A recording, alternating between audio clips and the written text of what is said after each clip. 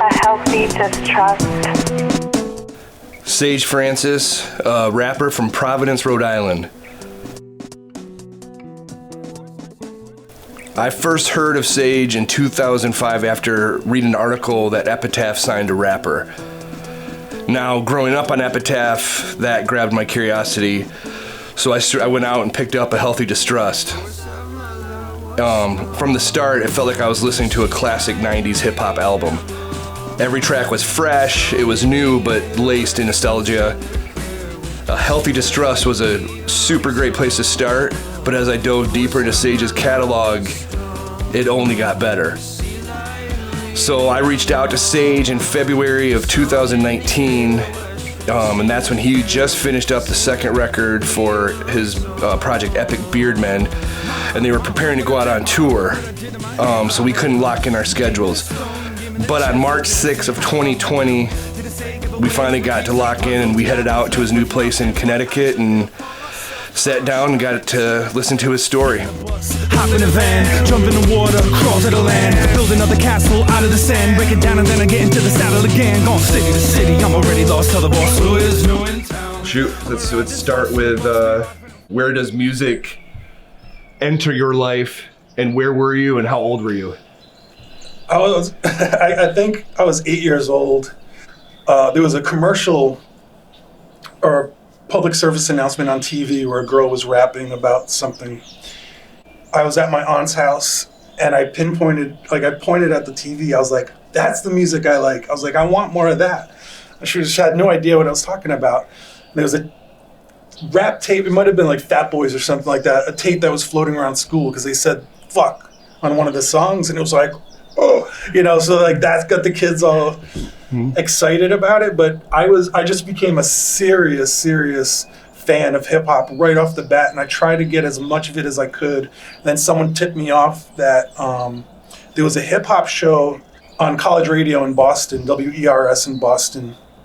1 hour every Saturday night they would play hip hop, and that's the only place you could get it unless you bought a tape at the store if you could find hip hop. I would save up my allowance every week. I wouldn't buy hot lunch. I would, steal milk and a pastry from the line and save up enough money to buy one tape every week. And I would go, there was not a hip hop section at stores at the time. So I had to go through everything and look for, if it was a black guy with gold chains on, good chance it was hip hop. Mm-hmm. You've messed up sometimes and got an R&B record or some shit, which really pissed me off. But that's how I just kind of scavenged for hip hop. Started writing right away. I wanted to sound like the people I was listening to. So I would start rapping their raps, but then I would write my own raps because I wanted more rap. I just needed more. So I created rap, and I would say it was like kind of made me a weirdo in school because it was not a rap, hip hop heavy area. It was very heavy metal, rock and roll.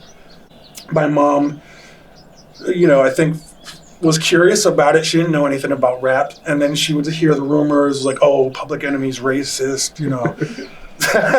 So she actually took me to my first concert in 88 or 87. It was Run DMC, Public Enemy, EPMD, DJ Jazzy Jeff, and the Fresh Prince at the Providence Civic Center. And my mom probably thought it was going to be a phase that would go away with time. And it just got more and more intense. And I just fell more and more down the rabbit hole of hip hop and rapping and just spending my time writing and recording myself, just using the boombox. Or I had a tape recorder, so I would play the beat out of the boombox and like sit between the tape recorder and the boombox and rap. That's how it all started, and it really just kept going from there. I didn't stop. I got into the battle scene eventually. I'll bring it back, turn around. Yeah, what age are you in a battle scene? 12. I was young. Yeah. Wow. There was like underage dance clubs in Rhode Island. I think one of them was, the main one I remember is called Vibes. That might have been in West Warwick or somewhere. And I had a friend who was old enough to drive. This was weird to think about because I was 12. Yeah. So I don't know how that worked out, honestly. It's a very vague memory. I just remember like we could go to clubs, we'd spend, a couple hours there and then get home. I started rapping fast at that time too, just doing fast rap to catch people's attention. Right. Like, I'm not your run-of-the-mill, white boy rapper. I can go fast, and it's funny now, all this time later, it's like, but like being able to do it at that young age when it was like hardly known how to rap like that. Right. To me, that was my gimmick. That was the way I was gonna like bust through the industry and and just kind of working through the nerves in order to like perform in front of people and like doing it in my classroom. If we had like a oral book report to do, I would do a rap song. So I was always trying to like insert hip hop into everything that I did. Again, it was scoffed at. I kind of was a pariah, but I was the big kid in school too, so no one fucked with me. But I also didn't have friends. It's just, and I wasn't a bully. It's not like I didn't have friends because I was a bully. It's like I didn't share interests with anybody who was around me. It's good that I got into the freestyling stuff eventually because that taught me how to improvise and just work with the moment and really feel free enough to like not have to be so rigid in my output and in my creativity that I actually could just come up with something on the spot that is enjoyable.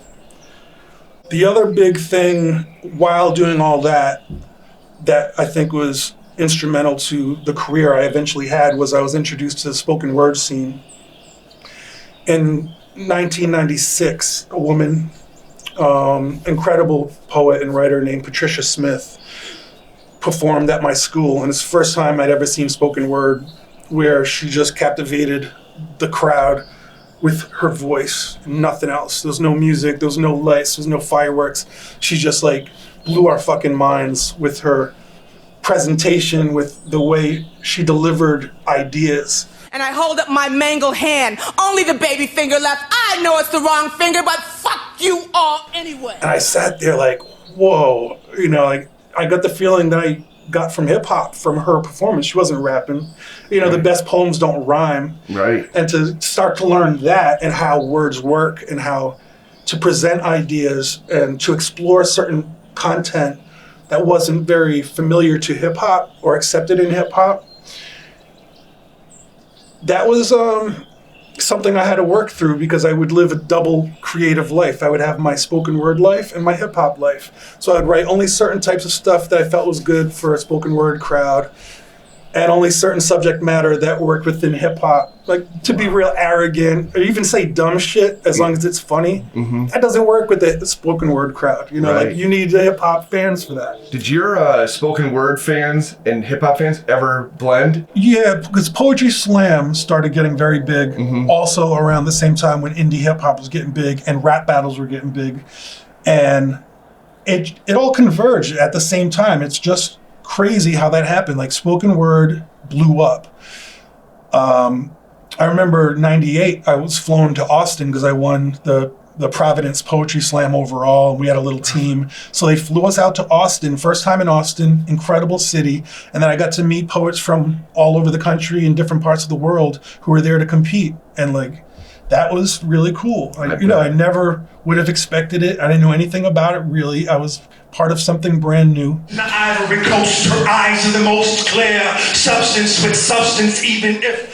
But eventually, when I thought I could offer hip hop rather than just emulating my favorites, was to provide a unique voice and start exploring the content and subject matter that wasn't common in hip hop. And I do credit the spoken word scene for that because like that's where I was exposed to the LGBT community and just people who were going through depression and expressed it in a very, hard and a way where it hits you hard, like, ooh, I feel that. Yeah, And I'm like, I've been through that. So for me to talk about things that I was willing to bet other people were also feeling or had gone through, but never discuss it. Because hip hop was my friend. Hip hop spoke to me. It rapped just the words. It was like the comfort that provided when I needed it at certain times.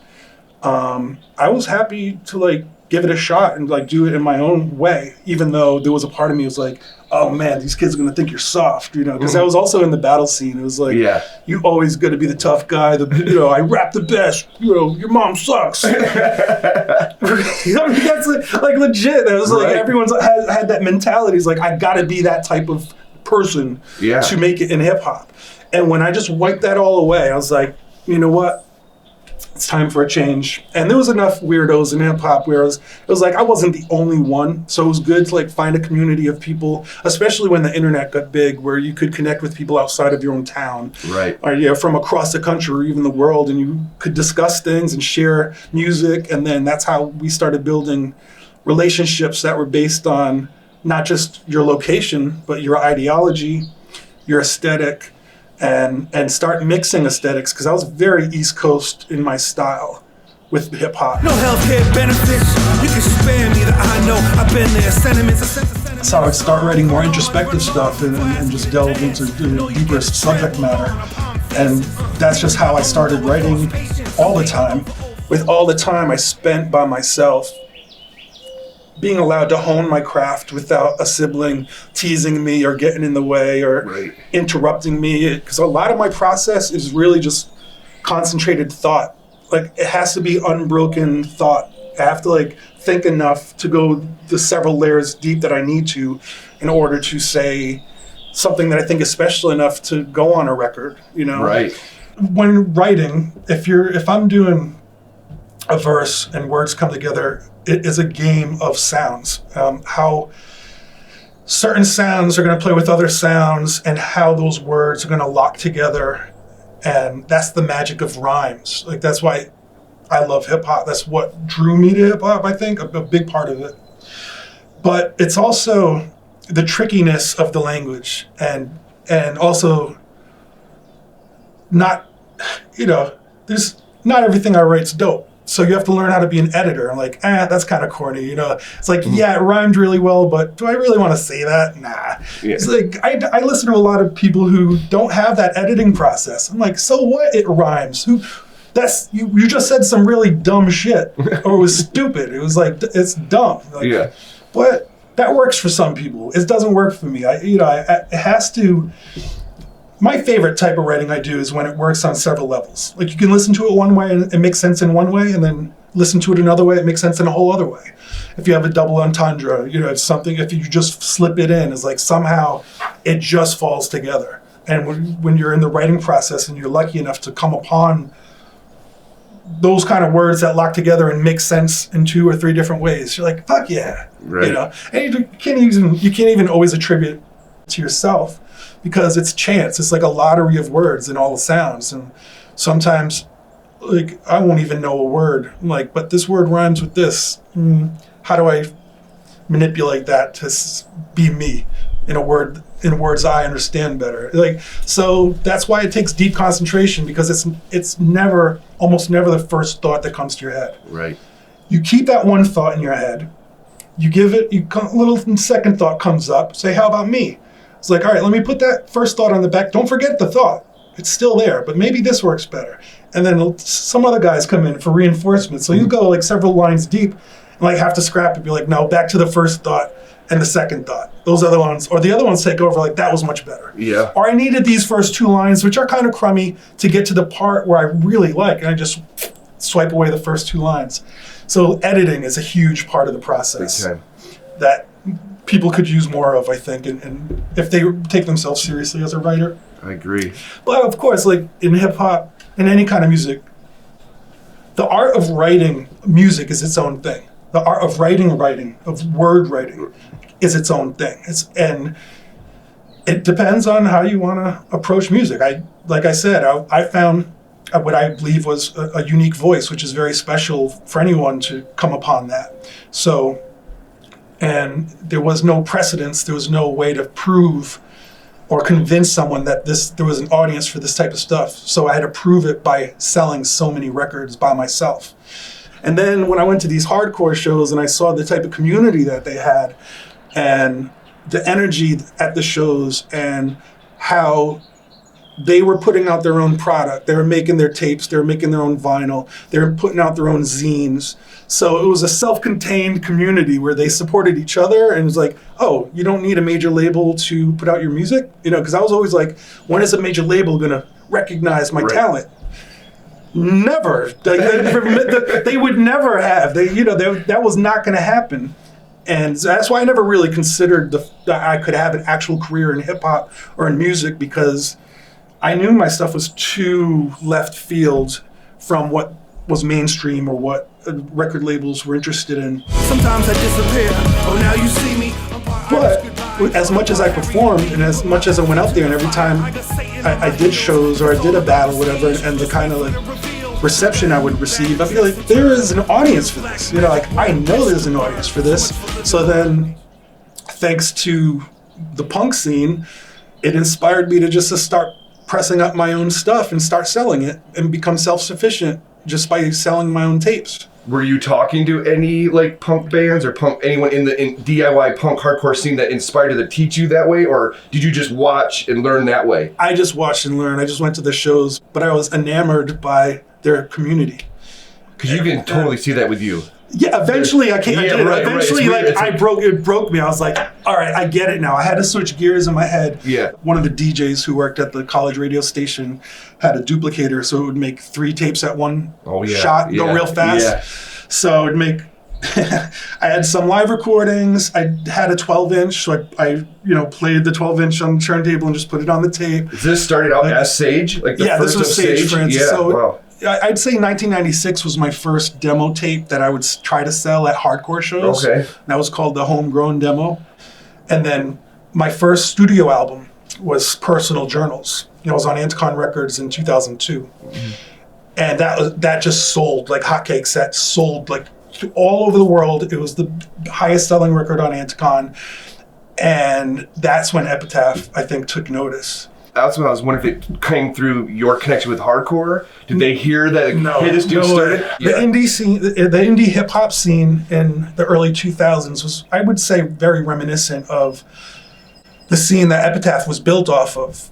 That like second or third wave of punk. Mm-hmm. They saw how we were working with one another. They saw the audiences we shared. They saw the camaraderie.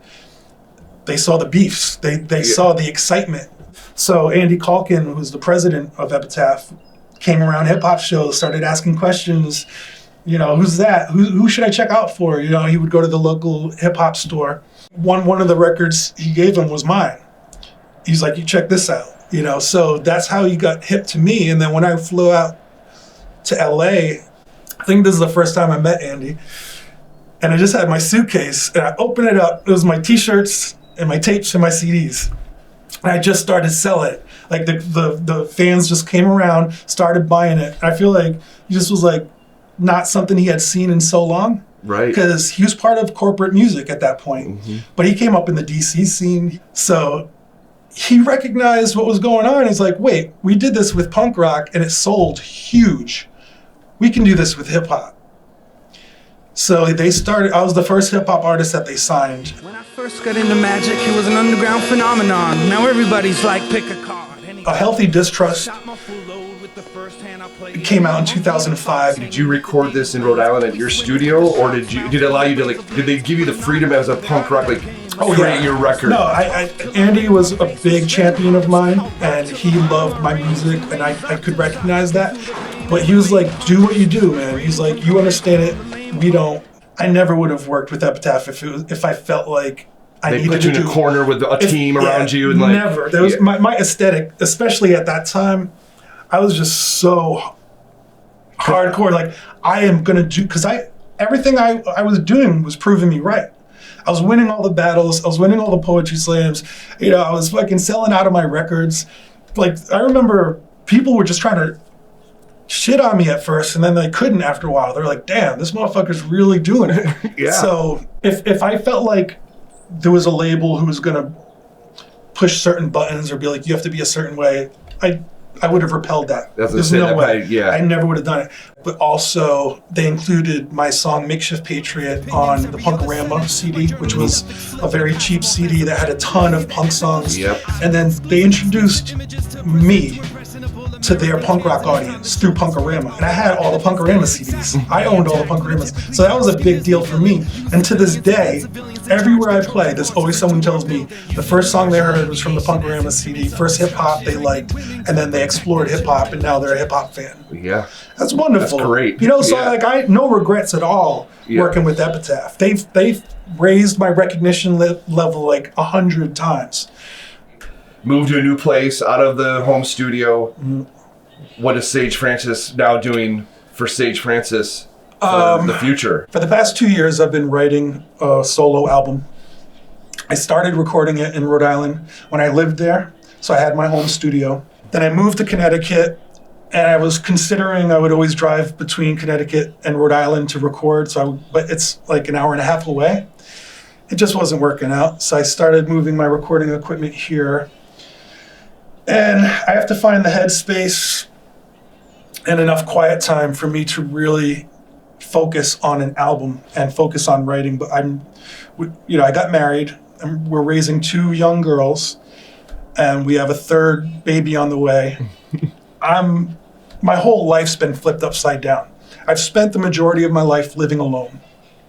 Right. But I have to make music. Right. So I'm going to be creative and I'm going to do stuff. I just don't know how active in a way that others see as relevant. I'm just going to be a creative and try to figure out a revenue stream outside of touring, which is my main source of revenue. I can't tour. What am I going to do? I don't know. We'll see. Yes, I'm fucking anxious about it. I got anxiety, but sometimes that pushes you to do some incredible stuff. Busted, I got another gun. I keep it in my briefcase, it keeps me safe at my workplace. Cubicle gangster who's in need of his personal space. Angster of love, unable to look girls in their face, cause I know that only stupid people increase the birth rates. Okay, there was many things I was unaware of before sitting down with Sage Francis. A poet, a battle champion, a label owner, a businessman, an iconic underground rapper. And he did all that on his own through genuine connections with his fans and peers. But the most important thing is his work ethic. The time he will put into putting a record out. The beats and the tracks that he makes that keep you into it, make you move, but also makes you think of things outside of your comfort zone. And he's a master with delivery, a master of words. Sage is well balanced, and he's articulate with the topics at hand. But it's his instincts that will help him overcome any obstacle the music industry throws at him. Capitalists strung her up for killing them. Every manufactured holiday.